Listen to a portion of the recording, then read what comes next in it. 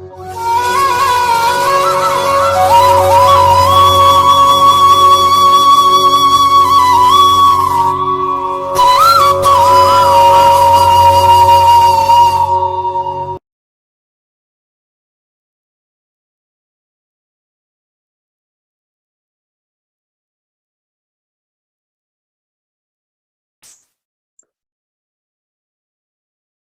students, welcome to online lecture series of discrete mathematics. Now today we'll see a planar graph. So what is this planar graph? A graph is said to be planar if it can be redrawn in a plane so that no edge cross to each other. So planar means what? Right? So whatever edges present in a planar in a graph, right? So that edges does not cross to each other. If after redrawing they are crossed to each other, then this graph is not a planar graph. So see here in this example, the given example. So for this graph, right? So this V1, V2, V3, V4, there are 4 vertices, right? So this is a graph G, and right, it's a graph G, and this is the second graph with G2, G1 and G2. So for this graph here, no edge is crossed to right each other, right? So here this V1 to V4, so there is no edge cross to each other. So this is a planar graph. So see here in graph G1, V1, V2, V3, V4 and V5, right? Here this V1 to V2, so V1 to V5, V5 to V6. Again, here is no edge is crossed to each other. This is a planar graph. Same here, if this one. So same example G2 like this, A, B, C and D. Here these two edges A to C and B to D, these two edges are crossed to each other. So after redrawing, same here. After redrawing, meaning is that is it can be drawn on a plane in a plane so that no edge cross to each other. So here, so this A to C, and we redraw this B to D is like this. B to D. So this is B and this one is D. So here again, no edge cross to each other. So this also we can say that this one is your planar graph. So next is the region of a graph. Right? The region, consider a planar graph G, and a region is defined the area of the plane that is bounded by edge and cannot be further subdivided. Cannot be further subdivided. The planar graph divides the plane into one or more regions. One of these regions will be infinite. So this is finite region and infinite region, right? So if the area of the region is finite, that region is called as a finite region. Infinite region or infinite region, if area of the region is infinite, then a region is called as a infinite region. Planar graph has only a one infinite region.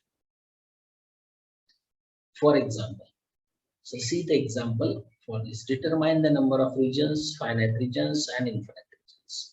So for this a given graph, right? So number of regions. So this outside is your infinite region. There is only one infinite region. So one R1.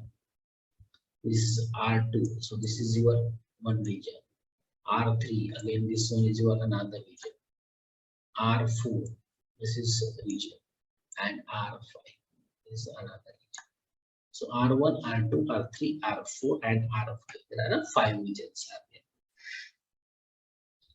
And here, finite regions. How many finite regions are there? So finite means what? if the area of the region is finite. So this is R2, R3, R4, and R5. These are the finite regions in the graph. And here there is only one infinite region, not a finite region here. So there is only one infinite region, that is R1. So R1. So properties of a planar graph. So there are different properties of this planar graph. If a connected planar graph G has E edges and R regions, then R is less than or equal to E. R is less than or equal to E. If a connected planar graph G has E edges, V vertices and R regions, then V minus E plus R is equal to 2 for the planar graph. If connected planar graph G has E edges and V vertices, then 3V minus E is greater than or equal to 6. Then fourth properties of the planar graph. A complete graph Kn is a planar if and only if n is less than 5. N is less than 5. A complete graph, so complete bipartite graph Kmn is a planar if and only if n is less than 3 or n is greater than 3. So what is a non-planar graph? A graph is said to be a non-planar if it cannot be redrawn in a plane so that no edge cross. So for this graph, see here, after redrawing also, the edges are crossed to each other. If this edge, we redraw like this, right? Again, this edge, we can redraw like this edge, right? But here, this edge and this edge, this and this are here cross to each other. We can redraw this, right? If we try to redraw this edge again cross here. This is also crossing here. So we cannot redraw this graph. So what we can say, we cannot draw that in a plane so that no edge cross to each other. So this graph is called as a non-planar graph. The next,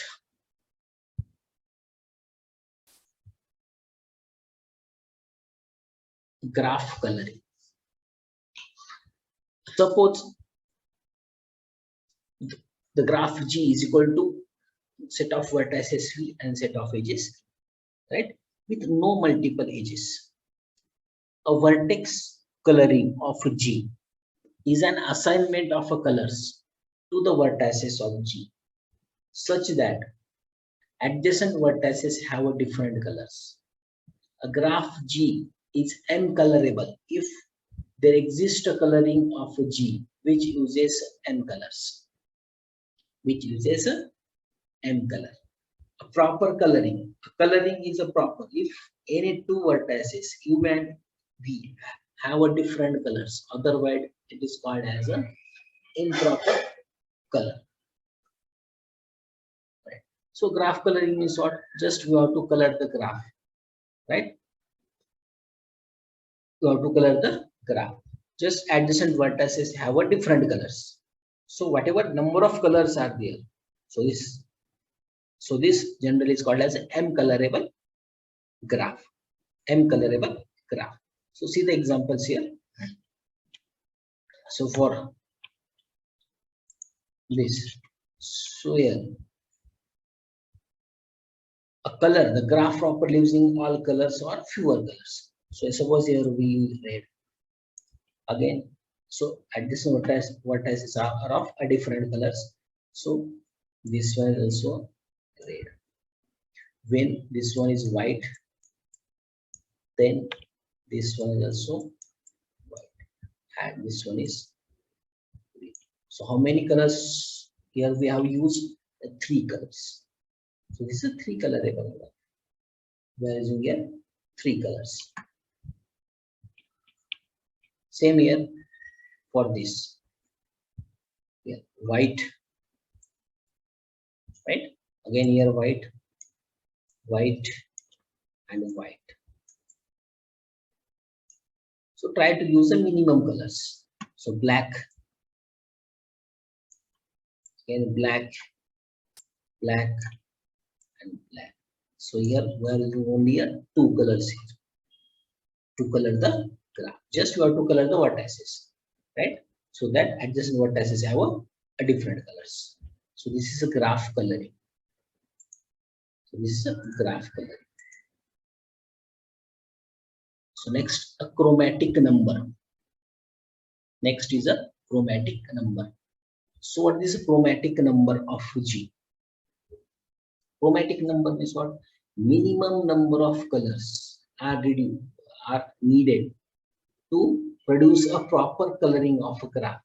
This is called as a chromatic number of that graph. This is also denoted by this x of G, or in some graph also denoted by this lambda of G. Lambda of G is called as a chromatic number of that graph. So chromatic number is minimum number of color are required to color the vertices. Color the vertices. So chromatic number of Kn is n. Kn is n. That is a complete graph. So in complete graph, we know every vertex is connected to every other vertex, right? So this is the chromatic number of complete graph is n. So we know the complete graph. Suppose this is your complete graph. Every vertex is connected to every other vertex. So this is A, B, C, and D. So whenever we color this A with red, right, with this red, so red, red, red. So right, we can't color this B, C, D with red.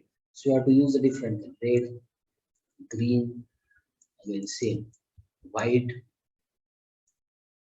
right, and so number of vertices are 4. So we are using here 4 colors, right? So chromatic number is 4 for this complete graph.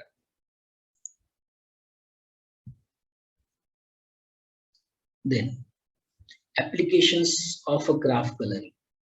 Some applications of graph coloring include, right, register allocations, map coloring, bipartite graph checking, again mobile radio frequency assignment, making a timetable. There are a number of applications of this graph coloring. So here you have to remember just for example point of view, what is a chromatic number, right? So for MCQ questions, right, generally these questions ask for 1 marks, that is what is the chromatic number for the given graph, right? So we have to find out the chromatic number of the given graph. So next topic we will see in next session. We stop here.